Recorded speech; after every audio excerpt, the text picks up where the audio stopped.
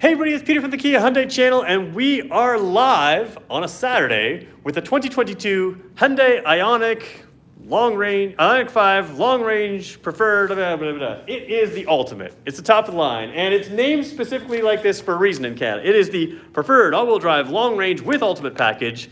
What that means is it also qualifies for the $5,000 government rebate, and this is an amazing car. We've been waiting for this a long time, and that's why I'm here on a Saturday. If you're just joining us for the very first time and you're not live with us, we normally do these videos live on a weekday. I don't wear sweatshirts or that kind of thing, and we go live every weekday at 2 o'clock to give you the details on these cars in detail. Today I came in as a special favor to Brantford Hyundai because they want this car up right now, and I happen to be off on Monday and Tuesday. So we're gonna go through this car in detail. In the meantime, if you are not live with us and you just want to get right to the content, you can skip ahead to the 3-minute mark of this video. That'll let our live audience join, and we'll get a few news and notes covered, and then we'll get going at the 3-minute mark. If you want to stay with us for a second, I'm going to show you how to join us live, and we'll talk a couple news and notes. So here we go. If you want to join us live, go to our YouTube page at exactly 2 o'clock, normally on a weekday, other than like Monday and Tuesday this coming week. Normally you come there on a weekday, and if you refresh the page, you will see that our main video that is there comes over here, and it is right there. So you click into our live video, and let me just run an ad. Oh, it's running an ad, and I'm going to run an ad for you in 1 second. All right. If you are in Ontario and you're looking specifically for an EV, I want you to contact me. There'll be a link in the description below this video as soon as I'm done with the live portion, and I will help connect you in Hyundai's case with Brantford Hyundai and Owen Sound Hyundai. Those are the two Hyundai dealers that support this channel. And if you're looking for a Kia, with Brantford Kia, where we're filming today in the Brantford Kia studio. So we will help you out, and I promise you we will treat you the way you want to be treated. So somebody says, we want Gabby more often. Gabby will be here more often. Gabby doesn't do live videos with me. So Gabby is helping me out more often though. All right, so here's what's going on. I am away. I can't be at work on Monday and Tuesday. So I am going to be here today. Like I said, normally we do these things on weekdays, but we will be missing Monday and Tuesday. So just watch this video again and again on Monday and Tuesday. Again, Saturday, I do apologize for my casual clothes here. I've got a few things going on, and I had to fit this into my days. So that's why you get me in casual clothes, and hopefully that doesn't bother you. Do me a favor, guys. This is a different day than we normally do things, so if you're a regular with us, hit the like button for me. Let's see if we can get a bunch of people notified. Let them know that we're doing this on a Saturday, and we'll go from there. So 20 seconds left. Can you change the color of the dashboard bezel? Not the bezel, that's white, but you can change the color of the screen, so we can talk about that a little bit later in this video as well. All right, 10 seconds to go. Thanks everybody for joining us. We are gonna get going. I'm having a little bit of a computer issue here. It's having trouble hooking up, but you know what? I'm gonna refresh the page again. So give me just a second here. All right, 3-minute mark, here we go. Just bear with me for 1 second, guys. I'm just refreshing my computer so I can see your comments here accurately, hopefully. If it refreshes, there we go. All right, now I can see what I need to. All right, let's dig into the Ioniq 5. I'm just gonna call it the Ultimate. And again, like I said, it is the preferred all-wheel drive, long range with Ultimate package.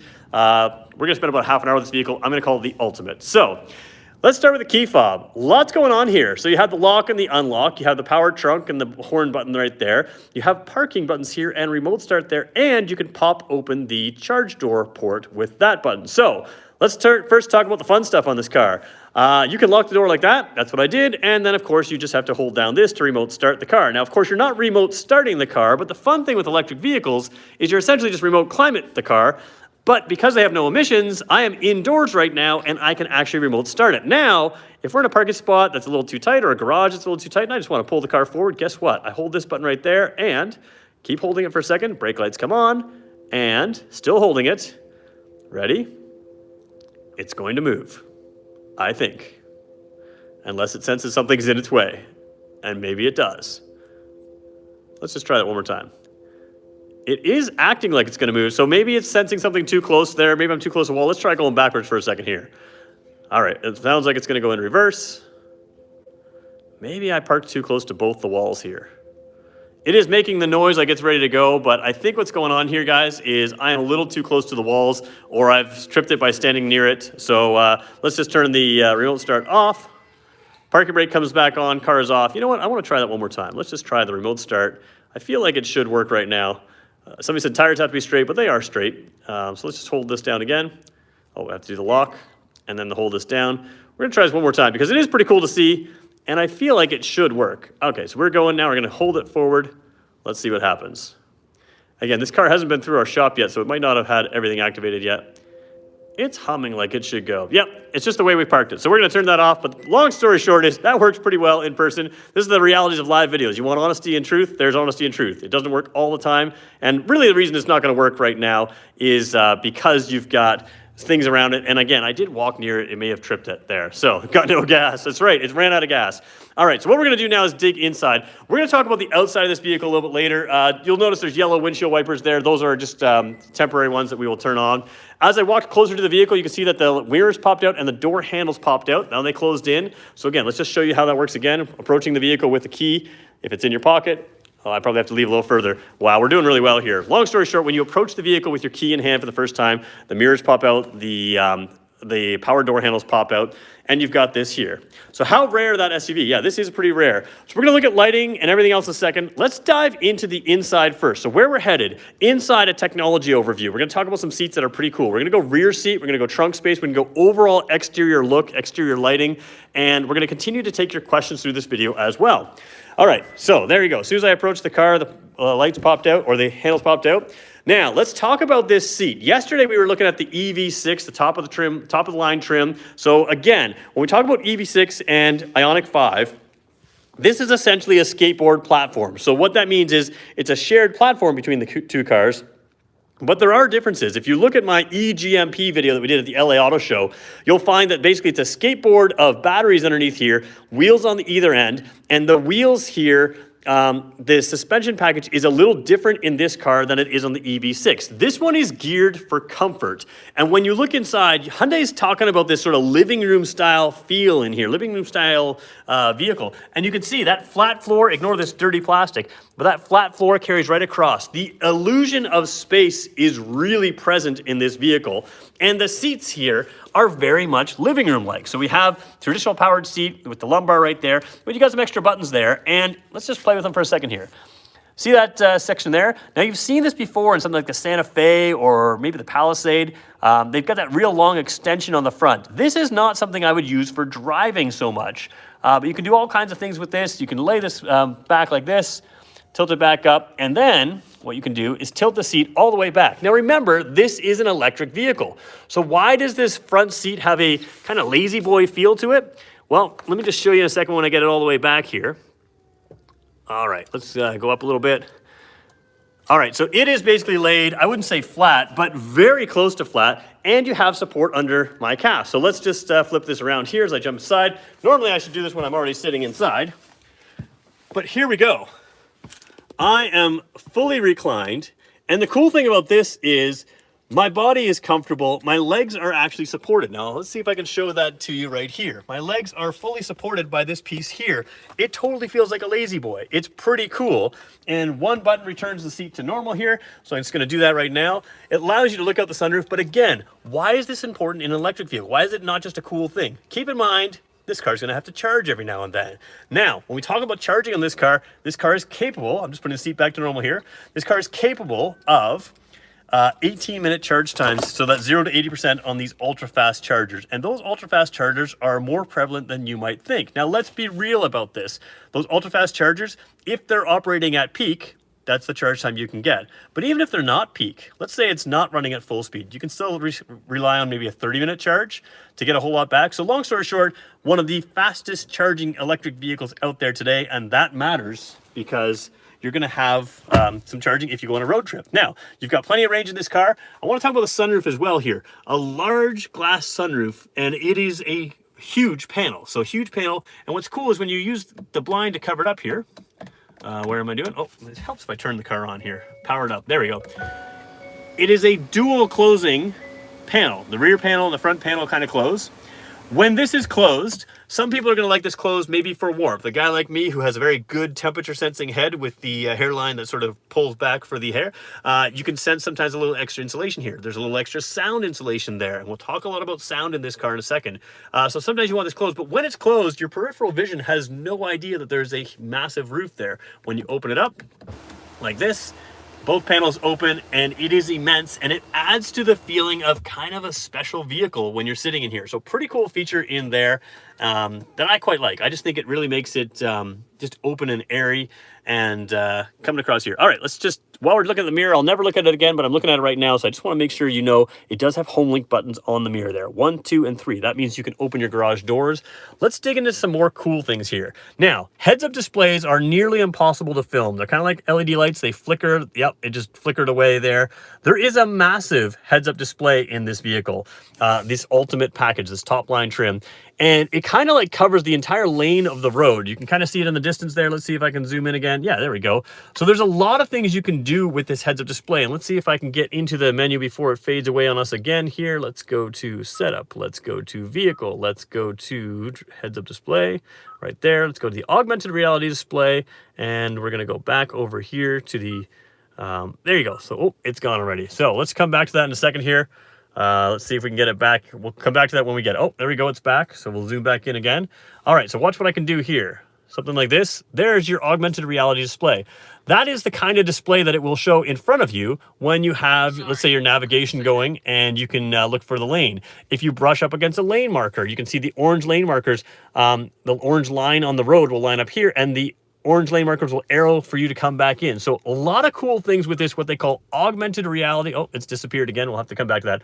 But augmented reality heads-up display. And the key thing is here, it's not low in the windshield. It's up in front of you. It's in the lane, and it's very large. And large displays is really a theme here because you've got 12.3-inch displays. So, of course, you guys know if you follow this channel regularly, I drive a Hyundai Santa Cruz.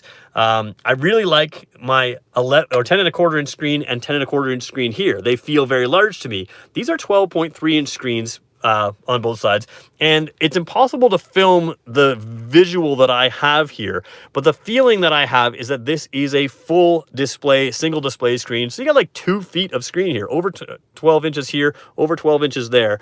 So just a lot of display. And of course you do have a proper display in front of you, which you don't even really need to use a whole lot because you've got this fantastic heads-up display, which shows you so much information. So we're going to go through some of the things that you're going to see in here in a second, but we're going to continue to talk about some of the unique things. One thing that Hyundai does really well, you have these paddle shifters, and they're not actually paddle shifters at all. Of course, an electric car has regenerative braking. What that means is the electric motors, basically you run power from the battery to the electric motors and it goes to the wheels, right? That's how you drain the battery. That's how it goes, drives well.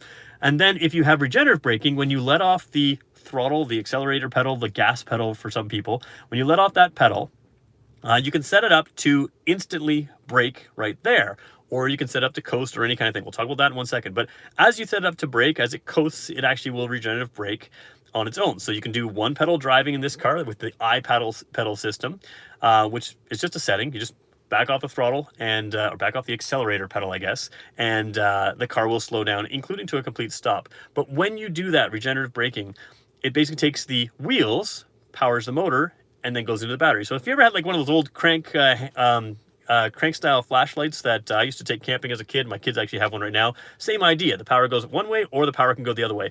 What that regenerative braking does is it puts a little bit of power back into the vehicle, and it also saves your brakes. And because this is an all-wheel drive vehicle, you now have, instead of like the Kona or the Ioniq in the past, which were EVs, you now have all wheels regenerating instead of just all wheels accelerating. So let's talk drive modes for a second here. Drive modes, you got a button that's pretty cool, well placed down here to switch to your drive modes, and the dash changes. So we'll just show you here. We've got the normal, we've got the sport, and we've got the eco. And if we hold the button down, we've got a snow mode as well. Now we did take the EV6 out in the snow just the other day. We did a quick little video on that. Very similar platform there. People were confused when I said that the eco mode, now the eco can disconnect the front wheels. It's a mechanical disconnect. It has about a 7% efficiency improvement when you have those front wheels disconnected. But people were confused when I was driving in the snow in the Kia product, which is the same system essentially as this. That the all-wheel drive was active in eco because they were told that the all-wheel drive decouples in eco, and it does, but you always start from all-wheel drive and then it instantly decouples as it senses that it still has, or that it doesn't need the traction. So you always have all-wheel drive from the start, and then it will decouple in the eco. And of course, if you go to snow mode, it's like a 50-50 split. And the other thing is acceleration. If you are in eco mode, the acceleration, the G-force in eco mode, the maximum is 0.45. If you're in normal or sport, the maximum acceleration is 0.75 Gs. Pretty good acceleration, and it holds that. It's one thing to create, say, 0.75 Gs for the first 5-10 kilometers an hour, but it really continues to pull. You feel that pull back in the seat because you've got a lot of power and a lot of torque in this car. So drive modes work really well. And then the regenerative paddles, like we were talking about before, you can adjust that regeneration on the fly. And that, again, not only is that something for efficiency, but really it's something about drivability. And people who have been driving Hyundai electric vehicles for a while use these paddle shifters a lot, which are not paddle shifters again, to adjust that button right there. Now let me just, let's go and drive for a second and we can show it adjust. So left side there, I can increase it, level 2, level 3, iPedal there. So iPedal, what that does is allows me now to, let's just switch the drive mode back to an eco or normal or whatever. The iPedal system allows me to let off that accelerator pedal, gas pedal, and as I let off to a certain point, it will begin to regenerative brake. It will begin to essentially brake. And of course, brake lights light, in case you're worried about that. That's all good stuff. But it saves your brakes, it makes driving better, and you can set it up to coast like a gas car, but almost nobody does. Most people really appreciate that one pedal driving. Let's look at some other cool things in here. We talked about this augmented reality heads-up display. You can set it up for, in addition to augmented reality, you can just do a standard mode, or you can turn off the heads-up display altogether. Standard heads-up display would be something like you see in something like the Palisade or something like that. But the augmented reality adjustment, you can adjust these things so that when you have information in front of you, it can really line up with the things in front of you. So in the tech world, augmented reality is when you have a screen, usually protected on glass or your own camera, that uses real-world items and it lines up information on there. So for instance, if there's a car in front of you, it'll kind of tell you where that car is. If there's a lane marker, and it has to nudge you back in, it'll nudge you back, or show arrows back in on that lane marker. It's basically the augmenting reality. So the screen displays. And this setup, I thought it would be not as good as it is, but it's very, very good. I think most of you are going to want to keep it in that augmented reality mode, and you can control all kinds of things in there. So that's just a pretty cool system there. Eco vehicle, again, we've looked at some of these things in the past. You can set up the smart regeneration system to feel stronger or gentler. And if these things are not making sense to you, I totally understand. These are complicated cars, and that's why you should subscribe to this channel. What we're gonna do is, this is an overview of a lot of things. We're gonna do a lot of 5- and 7-minute videos showing you how these systems work. Now, to be fair, I'm not going to do them all in the Ioniq 5. The Kia EV6 shares some of these things, so you may have to watch both of those vehicles to see some of these things, but some of these systems are the same in both cars, so we're going to show you it in one car or the other, how these systems work in detail. This is just an overview, even though it's a half-an-hour video. Charging cables, you can lock it to the car while you're charging, not lock it or always lock it, all kinds of things here. A pretty cool system here. When you do plug in the car, it'll say charging started, or it will tell you if the charging doesn't start in an actual English voice, which is pretty cool. A lot of people think that's pretty impressive, but of course, if you get home late at night and you plug the car in, you've got a baby sleeping on the other side of the wall to your garage, you may not want the car saying charging started. It's pretty cool, it's pretty fun, but you can turn that voice off if you want. Let's look at a couple other things in here. Heads-up display we looked at. The cluster you can customize to various things. There's various themes in here, which really are just the sport modes that we just sort of showed you with the drive themes in there. You can set up all kinds of things. I love how it says fuel economy after recharging. So it talks about that. Climate settings here. There's a lot of climate settings. I love these settings because you can activate... basically, it can close off the outside vents when you turn on your windshield washer fluid. Have you ever used your windshield washer fluid and then smelled that alcohol smell? This one can close off those vents. Recirculation mode plus, there's various automatic ventilation, so it automatically dehumidifies. It has smart ventilation here. And what I like about it is when you start playing with these things, it tells you exactly what these things are as you're turning it on. So there's descriptions in here that tells you what these systems are. So it kind of makes the car make sense for you, and you don't have to sit there and watch my videos and be bored by that. Climate features here is automatic AC drying out. So this is, again, sometimes you get that moldy, musty smell, prevents mold growth here in your air conditioning system. So it's just such a smart car in not just the EV side of things, but everything. Going back into here, the screen and the layout. Some people like the white screen here. You can switch to a black screen here if you want to do that. You have the darker screens here, darker display. The only thing that I think Hyundai should do better is you can schedule this to change at a time of day, which is great. You can set it for 8 o'clock and 5 o'clock. What I'd like to see them do is schedule to change with either headlight use or with day and night sunset times. It has a GPS, it could do that. That's the kind of thing where they could probably update that on a software update. And to me, that would make more sense than just choosing a time of day. Obviously, it gets lighter and darker, especially in this part of the world, a lot different than in other parts. So something that's kind of cool, you can do that in there as well. vehicle navigation thing, even the buttons here, you can customize which buttons do the various things. So you can set up things like Blue Link. Blue Link is a really cool system here. So all of these custom buttons. So on here, there is a button down there that is a not filled in star. It's like sort of a hollow star. And over here on the steering wheel, there is a filled in star. You can customize those buttons to do all kinds of things. You can bring up your EV information. It can take you home, radio, Bluetooth audio.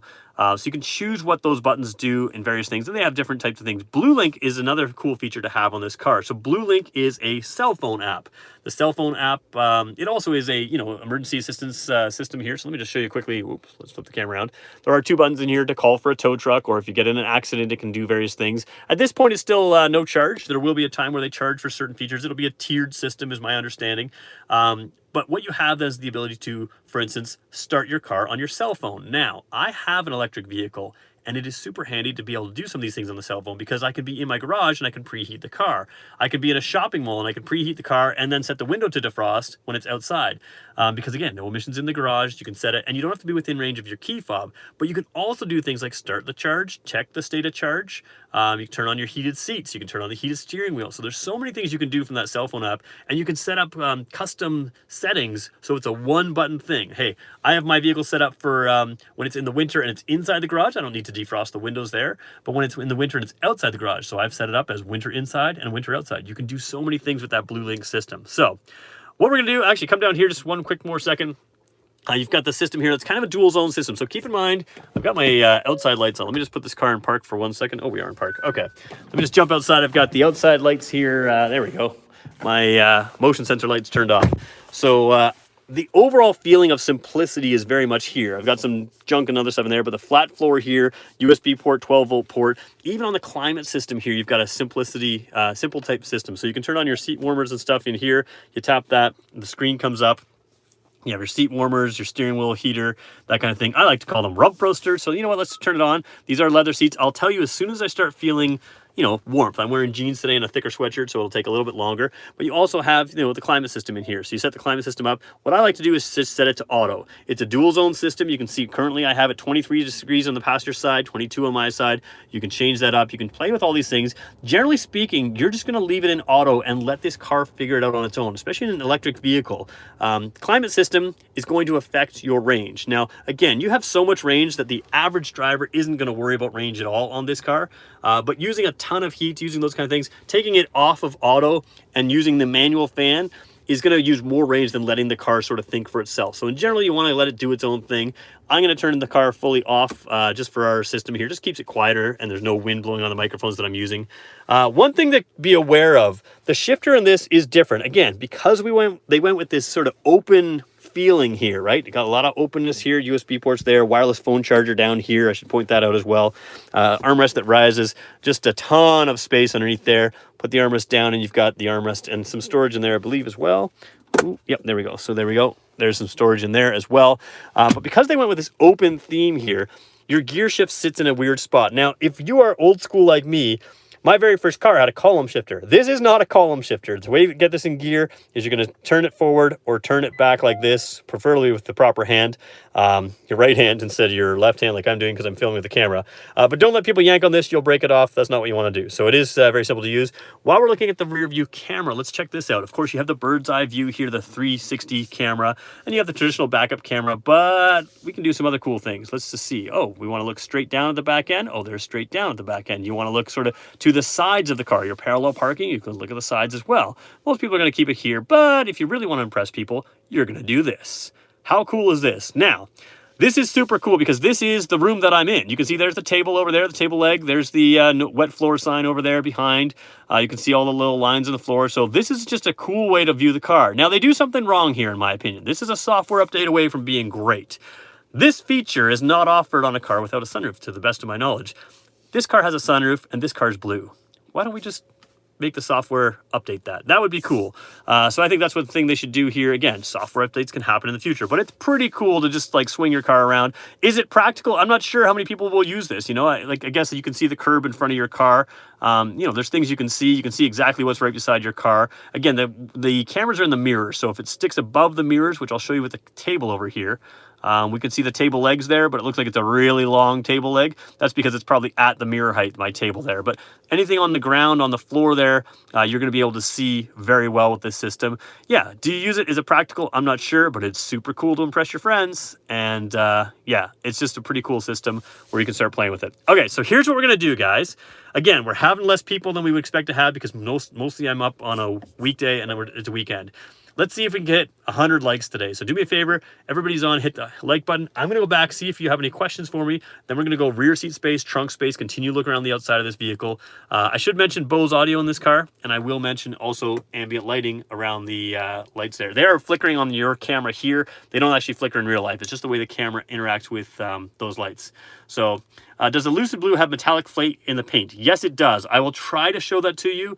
The YouTube app doesn't let me film in a high resolution, and these LED lights in this room are not great for that. So again, turn the car off for a second. We'll show you the Lucid Blue, and then we're gonna head to the back. Now, this seat does have a comfort access where it moved back.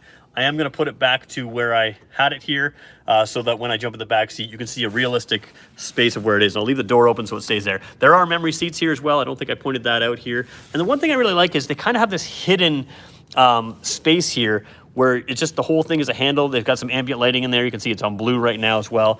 The whole car just looks cool at night. And again, the outside lighting with that squared off look, you've got some of that detail in there as well. So cool, the design of this car. Larger 20-inch wheels here. When we talk about sound and everything in this car, we talked about the sunroof closing. It can insulate some of the sound. The wheels and tires are also sort of sound insulating tires. Michelin's on this vehicle here too. So the one thing you have to keep in mind with electric vehicles is you tend to notice the road noise more because there is no motor noise. So what's the wait time for this model? Oh, that's something to connect with our sales team on. I don't have that at the top of my head. But when we talk about noise, some people tend to notice those road noise and wind noise more because there is no engine noise. This car has been designed from the ground up, the carpet, everything, all about keeping it quiet. So I can tell you honestly, my Kia Soul EV, which I quite like a lot, it's obviously an older generation than this vehicle. It can be noisy on the road. It can be a little bit noisy. So there we go. Eleanor's asking me some stuff in French. Something. Oh, I'm sorry. My French is not great right now. I'll do my best to answer some of these. Okay. Does the Lucid Blue have metallic flake? Again, it's going to show up more in the daylight, but I'll try to get a picture here. Yeah, so you can kind of see it. The camera's not focusing on it there. Absolutely has a metallic paint color to it. So again, we aren't in the best light to demonstrate it, but you can definitely see the variation in the color, and that will allow you to sort of get a sense that is that. So there is that. Okay, let me jump back here. I'm going to double check your questions here for a second. Again, we are heading to, somebody says no stock. Well, here's the thing. You can buy these cars. You can buy them, but connect with Brantford Hyundai, Owen Sound Hyundai. We will work with you to get you one of these vehicles. At this point, it's probably going to be a 2023 model. I do get frustrated when people say, oh, you can't get one. No, you can get one. It's going to be a wait time, and they are significant wait times. These cars are really popular.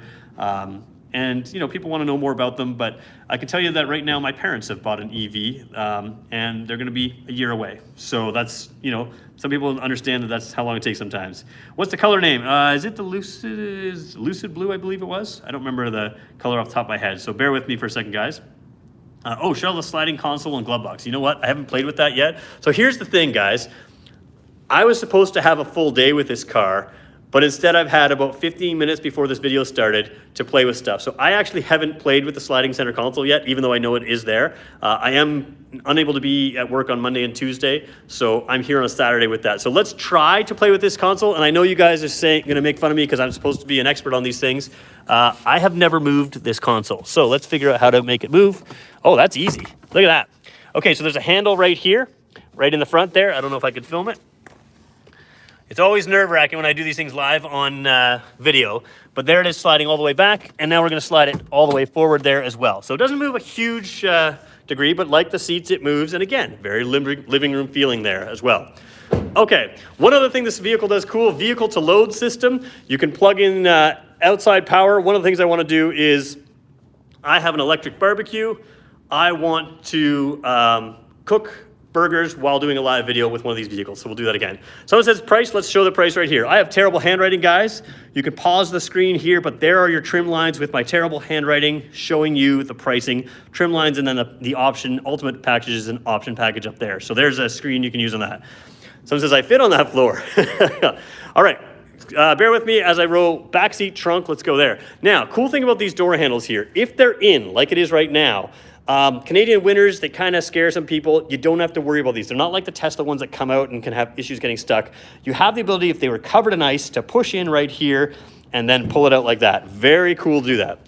Does vehicle to load affect battery warranty? No, it's designed as part of the car. You can just use it. Now, you can set up the vehicle to not go below whatever percentage you want. I think it's like 80 every 20%. 20% I think is the lowest setting you can have it. So when you're draining things off the battery, you can keep the vehicle from getting too low and that kind of thing. All right, let me flip over here. Open the door there. Very square, uncomfortable seat as it is right now. Don't worry about that. I did that on purpose. We can tilt that seat there. Floor space, again, flat floor. Big thing here, you've got a couple things that I like. Ambient lighting in the rear doors as well. You can see that blue. It kind of flickers, but it doesn't flicker in real life. Rump roasters for the rear seats. So those are rear seat heaters there. And you've got the little privacy blind there. Now this is pretty cool because it can keep some sun out on the inside, but it also gives you great privacy from the outside. These are already dark tinted windows. You just can't see in when that blind is up. Like I can't see through it. So it's kind of a cool system both to give you privacy from the inside, but also privacy on the outside, a little extra sun protection. And those are built right in the door there. All right, let's sit in the seat here. Let's see how it is. It's going to be uncomfortable because it's in the wrong seating position. Okay, uncomfortably square. Now, why would you want this square? If I had a square box in the trunk, flat to the floor and flat up here, it would sit nicely against this seat. Now let's create a little bit more space for that square box all the way here. All the way there. So this seat is where I need it, right? It's set to where a 6-footer would need it. I'm going to tilt this back a little bit here. And let's just, you know what? It's a little too close. My knees are real tight there. So let's just roll this all the way back. When I roll it all the way back, here's the thing.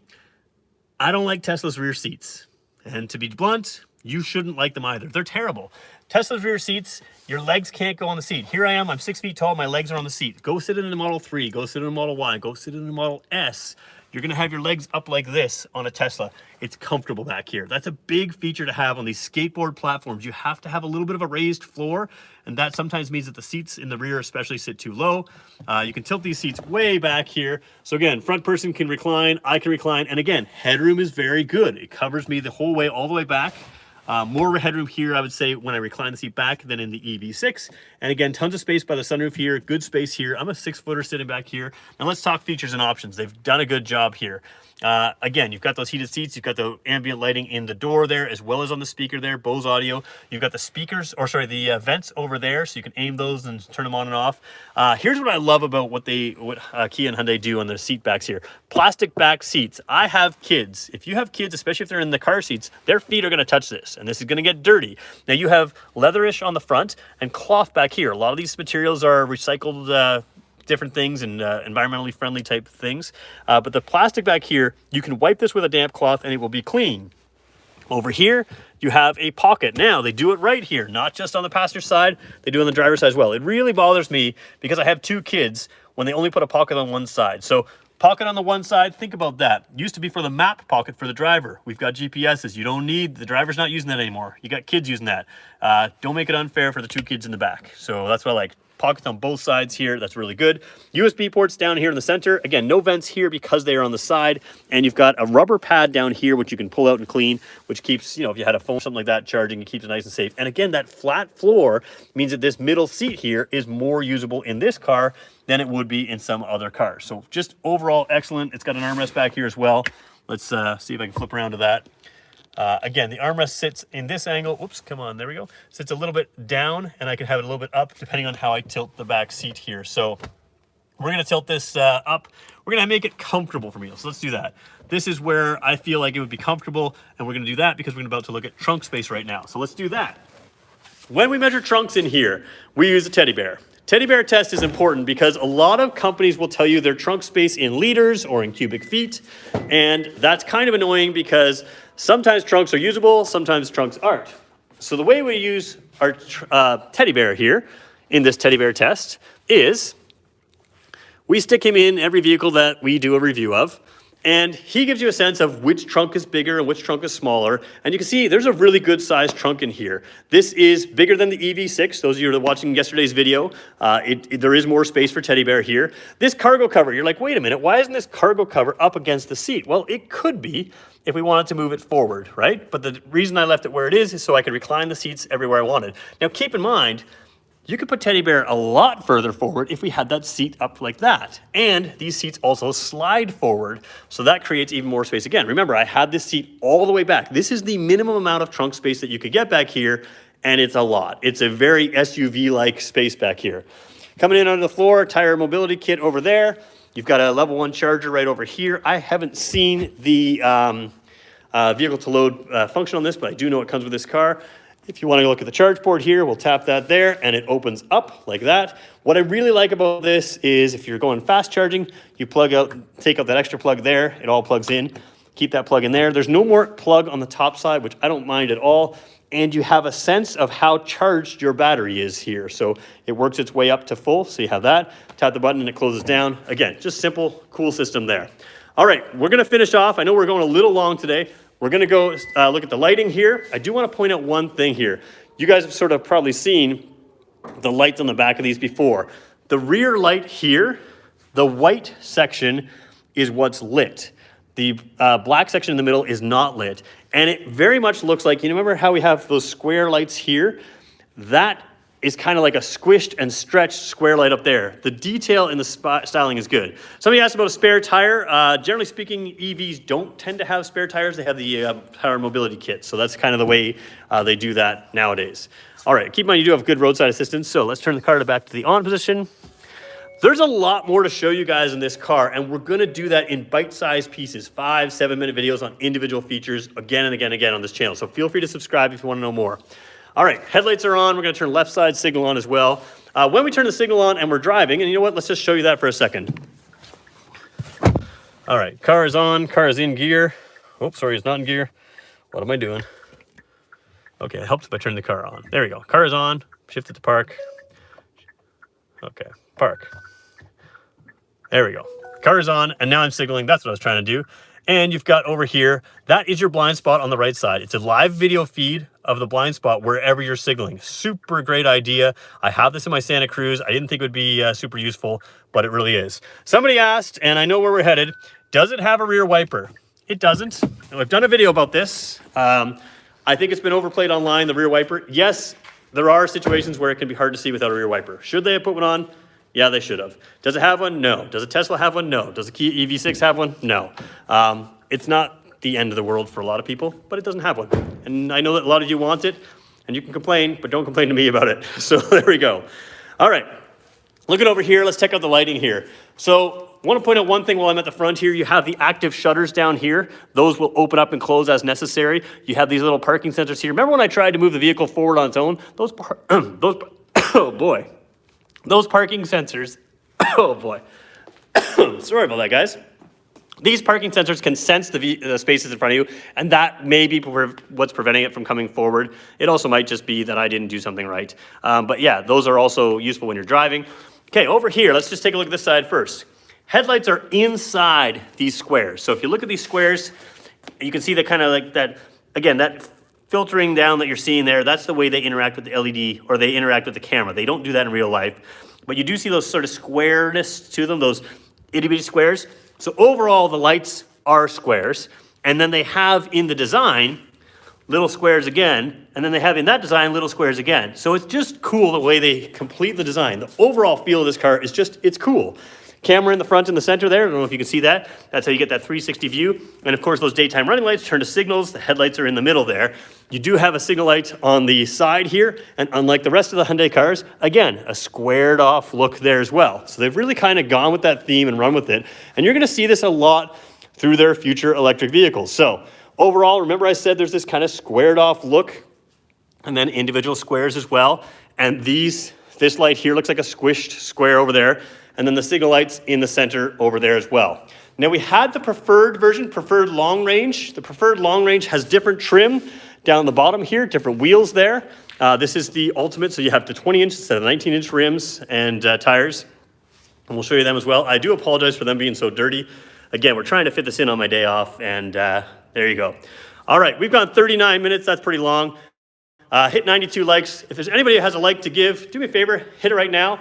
The more likes you guys give these videos, the more my bosses see that, the more they try to get these cars out to me, and we'll do more and more videos. Again, if you are watching this video and you want to see a little bit more in-depth stuff, if you want to go in-depth to the features, we're going to do that here on this channel. We're going to have those 5-7 minute videos to show you in depth. And if you have questions, just ask them and tell me the type of things you want to see in future EV6 and future Ioniq 5 videos, because some of the software will be shared. So like I said, some of that augmented reality heads-up display, that's shared. So some things I'll go and do on one car or the other, and I apologize, it doesn't make sense for me to do the same video on both cars as we have to cover so much content. So stay tuned to our electric vehicle series and you'll see that kind of stuff. I'm gonna quickly take questions here. We gotta keep it kind of short. We're going a little over time. Usually we try to stay around that under 40 minutes, but we're getting to it here. So it looks good, even dirty. It does, it really does. So, all right. Put the gas balls to shame with these lights, somebody's saying. Somebody says the lights are strange. Yeah, they're different, right? I like them though. Can you comment on the front wipers? Many have had to replace them for winter. You know what, to be fair, I haven't driven this car. I will have these cars and be able to drive them. This particular one is a sold unit that I've been given access to, so this isn't one I'll be able to drive. I have a long range model that I can drive a little bit more, so I'll try to spend some time doing that. Again, somebody says Rain-X may do the trick. Yeah, Rain-X is your friend when your wipers aren't. Rain-X the rear window, Rain-X the front window, see if that helps. If there's issues with it, I tell you guys, like these cars aren't perfect in any way, but they're really, really good. As far as driving, I've driven an EV now for like 2.5 years. I own one. I'm a big fan of them. I'm an advocate of them. I've driven Teslas, I've driven everything else. The drive of this car is fantastic. The smooth and steady power, it's hard to explain how smooth the power is. Even though my EV is very smooth, it's exceptional driving these vehicles. They're very, very good driving vehicles. They're going to compete well against anything that you want to put them up against. Okay. Teddy bear test is the best. Can I comment on the, okay, we talked about wipers a little bit. Can you show the charge cover color compared to the body panel for color matching? Charge cover is the same, body color and that kind of thing. Prices we talked about. Does heads-up display setting get saved for each individual driver? That's a good question. It should. So one thing I should talk about is in the, again, I want to keep this short, guys, but we got to answer your questions. So in this center display screen here, you're going to have the option to choose guest or driver 1 or driver 2. So we change the user. We can customize these. So if this is Peter and let's say, somebody else down here, like Tim is with us here. So Peter and Tim, we can do anything. You can customize those names here. I do encourage you, if you're sharing this car, to set up your individual users. I believe the heads-up display will follow your user. I have not tried that yet specifically in this car, but traditionally that kind of thing would follow it. A lot of the settings, like pretty much any setting you change in here is user specific. Now think about a car like this. If you share this car, imagine sharing a cell phone. You just use your cell phone the way it is. This car can do 100 things. Your cell phone can do 100 things, but the 20 things I want it to do might be different than the 20 things you want it to do. So if you're sharing this car, set up your users, because even things like radio presets, you can have your favorite radio presets set up there, but also some of those driver specific things, the safety settings, some of those really specific drive settings. If you start changing yours, maybe it'll be better for you, but worse for the other person. So just use those driver modes if you're sharing the car because it will help out. And again, the heads-up display, I can't promise because I haven't tried it, but I would assume because it's one of those settings in that screen that it is driver specific, so it would be set up for you as well. Horsepower total, let's talk about that. There is 320 horsepower and 446 foot-pounds of torque in this car. So that is, again, worth noting. If you have the long-range all-wheel drive or long-range rear-wheel drive, which I've had here in the past, 225 and 258. If you go to the standard range, 168 horsepower and 258. So 258 is the standard torque on the rear-wheel drive models. You go up to an all-wheel drive and you get a big jump, 320 horsepower, 446 foot-pounds of torque. That is a lot of torque for something that is essentially the rough size of a Tucson. The wheelbase is very similar or the exact same as a Palisade, but which wheelbase is the center of this wheel to the center of that wheel. But the overall size of the vehicle, very similar to something like a Tucson. And now imagine, again, 320 horsepower, 446 foot-pounds of torque, and instant power. You talk about a sleeper, this looks like, it has, let's be honest, it looks like the original Hyundai Pony. The Pony did not have that kind of power. This is a much bigger car. Again, think of it as more Tucson size. It is a small crossover, mid-size crossover in the inside kind of thing, but it is a smaller car. So there you go. That's the power. So what we're gonna do here, guys, I will cover this vehicle in detail. Do me a favor, subscribe, leave your comments and questions. Leave positive comments for us. Help us to know we're doing a good job. If there's things we need to improve on, trust me, we'll hear them from many people. I know that you guys will leave those comments too. But if you can leave us comments, tell us the types of features that you want to see. Those will be the videos that I prioritize. Hey, I want to know more about whatever feature it is. Leave those in the comments, leave us some likes, and we'll get it in there. So I got to leave this video here where it is. I've got some things I got to get to. It is my day off, apparently. Again, I won't be able to be here on Monday or Tuesday. I will be back live on Wednesday, and we'll continue on with these series. We'll do a whole lot more. And we're going to cover a lot of these EV things moving forward. So I want to thank everyone for joining us. We'll talk to you again in the next one.